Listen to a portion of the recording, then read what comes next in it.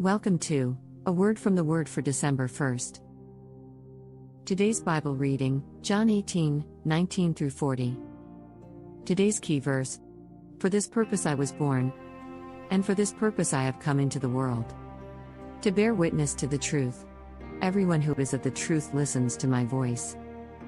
John 18:37. Today's word from the Word: Truth on trial.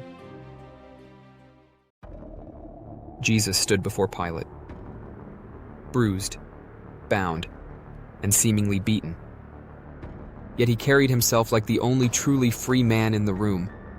Pilate tried to cram him into political boxes: king, rebel, threat, but Jesus refused the labels of earthly kingdoms. Instead, he spoke a sentence so bold it still slices through centuries. For this purpose I was born, and for this purpose I have come into the world, to bear witness to the truth. In a moment dripping with tension, the true king quietly revealed the real battlefield. It was never about Rome. It was never about power. It was always about truth. Here's the shocker.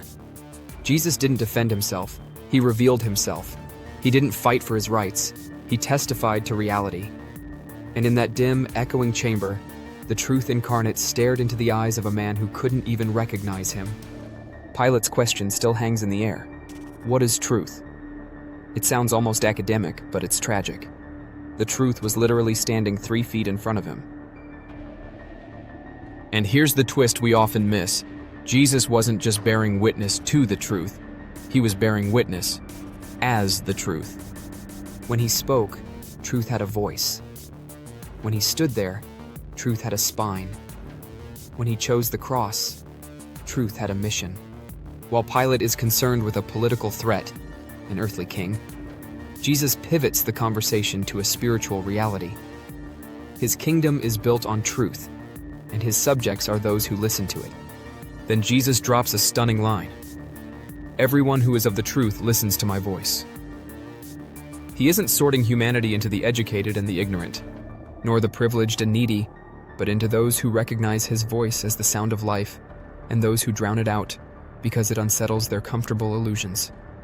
Jesus ties truth not to intellect but to relationship, hearing his voice, recognizing his tone, responding to his call. Truth in this passage isn't a concept to be debated. It's a person to be encountered.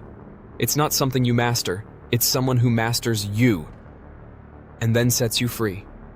So when life feels like Pilate's courtroom, loud, pressured, confusing, Jesus reminds you of your purpose too, to listen for his voice above the noise. You may not always get the explanations you crave, but you will never be left without the voice that guides.